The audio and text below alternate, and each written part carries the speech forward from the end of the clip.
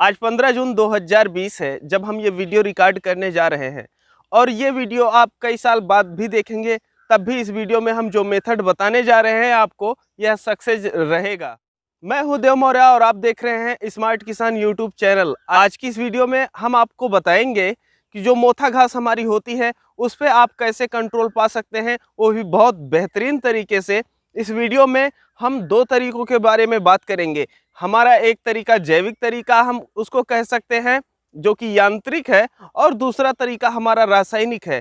दोनों तरीके बहुत ही उपयोगी हैं और इसके साथ साथ अगर आप दोनों तरीकों को एक साथ अप्लाई करते हैं तब आपको जो रिजल्ट मिलता है वो और भी बेहतरीन मिलता है। तो सबसे पहले हम मोथा घास के बारे में आपका परिचय करवा देना चाहते हैं। आप लोग देख लीजिए, यह मोथा घास है।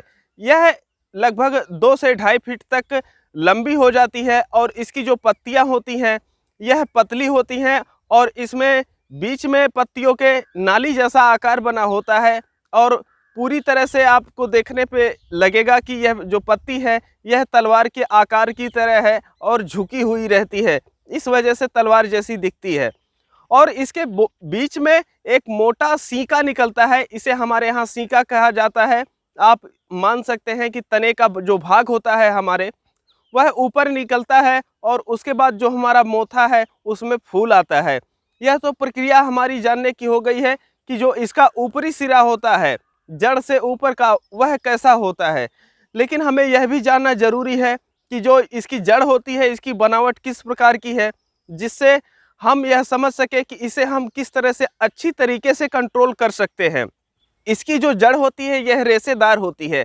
एक ही जगह से कई रेशे निकले होते हैं जहां पर जड़ और तना होता है वहीं पर से, और यह क्या करता है कि आपके खेत में काफ़ी तेजी से फैलता है और जितने पोषक तत्व रहते हैं उसे उठाता है। लेकिन इसके बीचों बीच एक मूसला जड़ होती है जिसमें हमारी बीज बनती है। जो मोथे की बीज होती है यह वहीं पर बनती है। तो यह जो बीज होती है जब यह बन जाती है तो जो मोथा होता है यह प्रसारित होता रहता है। तो जो मोथे का हमारा प्रसार होता है वह बीज के द्वारा ज़्यादा होता है। तो अब जब हम अपने खेत की जुताई वगैरह करने जाते हैं तो जो इसकी बीज भाग है जो कि हम जड़ कह सकते हैं, यह जड़ कट जाती है और जब यह जड़ कट करके 2 भागों या 3 भागों या इससे अधिक भागों में विभाजित होती है तो उतने ज़्यादा जो हमारा मोथा घास है वह तैयार हो जाती है। तो यह तो प्रक्रिया रही हमारी यह जानने की कि यह जो मोथा घास होती है यह कैसी होती है, इसका स्वरूप क्या होता है। अब हम ये जानेंगे कि इसे हम कंट्रोल कैसे कर सकते हैं, क्योंकि हम यह जान लिए हैं कि यह इसका प्रसार कैसे होता है और इसके साथ साथ इसका आकार कैसा है, इसकी जड़ कैसी है। तो अब इसको हमें कंट्रोल करने में आसानी होती है। अब अगर हम बात करें आप लोगों से जैविक तरीका इसको कंट्रोल करने का, तो वह है हमारा यंत्र के द्वारा इसे हम जड़ सहित उखाड़ते हैं।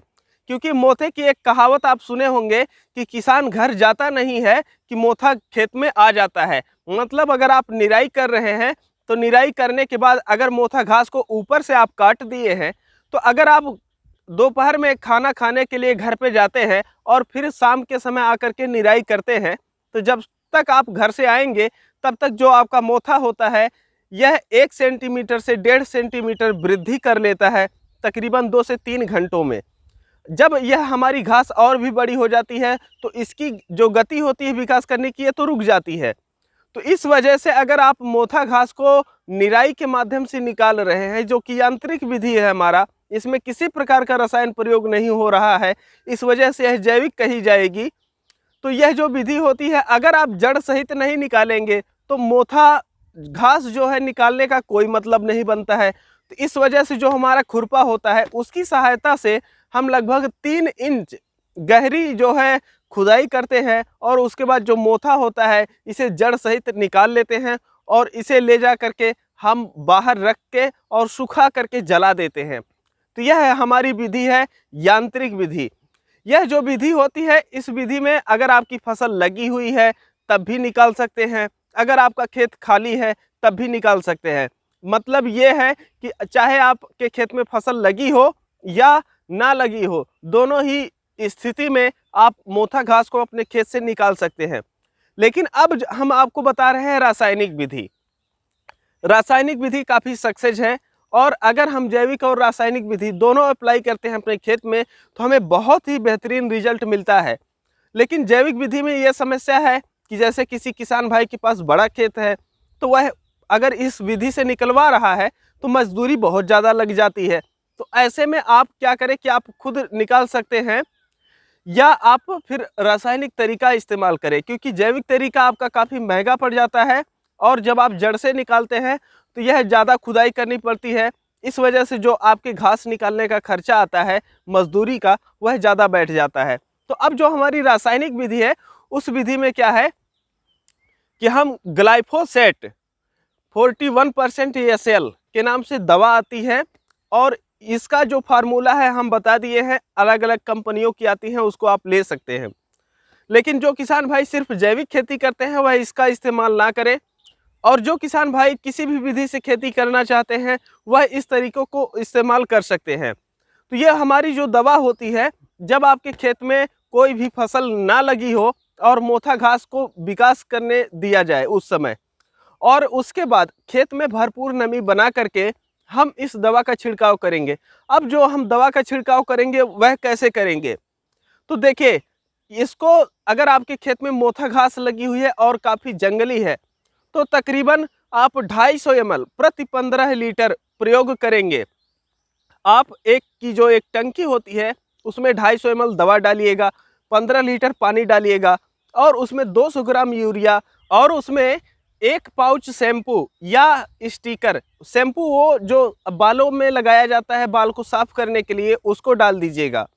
तो यह आपका एक टंकी दवा तैयार हो जाती है, 15 लीटर वाली जो टंकी होती है। अब इसे हमें अच्छे से स्प्रे करना होता है। स्प्रे करते समय ध्यान दें कि अगर आपके खेत के अगल बगल फसलें लगी हुई हैं तो उस समय हवा एकदम शांत हो और जो फुहारा आपका है यह तकरीबन 8 से 10 इंच ज़मीन से ऊपर रहे।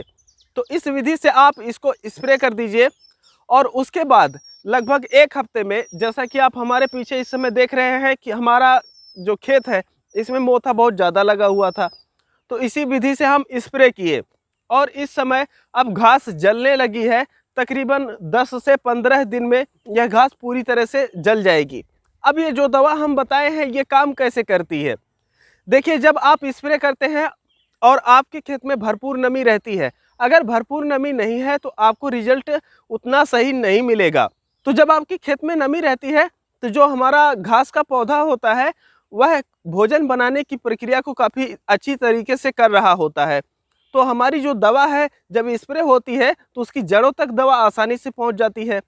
अब यह जो हम दवा आपको बताए हैं रासायनिक विधि के लिए, ग्लाइफोसेट 41% ESL, तो यह जो दवा होती है यह सिस्टमेटिक प्रकार की है, मतलब कि पत्ते पे कहीं भी पड़ेगी अगर तो आपके पूरे पौधे को जलाएगी।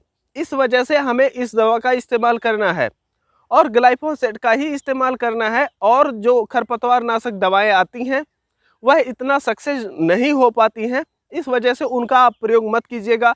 यह हम अपने व्यक्तिगत अनुभव के आधार पे आप लोगों को बता रहे हैं। तो यह दवा आपके जब पौधे पे पड़ती है तो जो उसकी जड़ होती है वहाँ तक जाती है और जो गांठें बनी होती हैं, जो इसकी बीज बनी होती है जड़ में, वह ख़त्म कर देती है, उसे सुखा देती है। तो काफ़ी हद तक आप ये कंट्रोल कर लेते हैं और अगर उसमें आप जैविक विधि भी आप आजमा लेते हैं तो आपको बहुत बेहतरीन रिजल्ट मिल जाता है। लेकिन अगर आपका खेत में बहुत ही ज़्यादा घास होती है तो क्या यह एक बार में प्रभावी हो जाएगा? देखिए, काफ़ी हद तक तो यह प्रभावी हो जाएगा, लेकिन इसकी वृद्धि भी होती रहती है।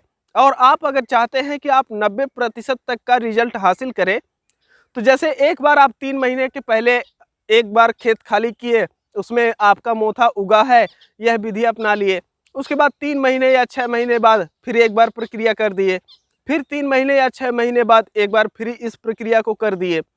तो अगर ये प्रक्रिया आप 2 से 3 बार कर देते हैं तो जो आपकी मोथा घास है आपके खेत से काफ़ी हद तक निकल जाती है, जिससे आप उसमें कोई भी फसल लगाते हैं तो वह प्रभावित नहीं होती है। तो यह जो हम आप लोगों को बताए हैं यह हमारा व्यक्तिगत अनुभव है, इसको हम कर चुके हैं। आप लोग अगर कर चुके हैं तो अपना अनुभव बताएं और आप किन किन तरीक़ों से इसको कंट्रोल करते हैं यह भी कमेंट सेक्शन में ज़रूर बताइएगा, जिससे जो किसान भाई देखते हैं वहाँ पर जाके देखें कि और जो किसान भाई हैं वह किन किन तरीक़ों का इस्तेमाल कर रहे हैं।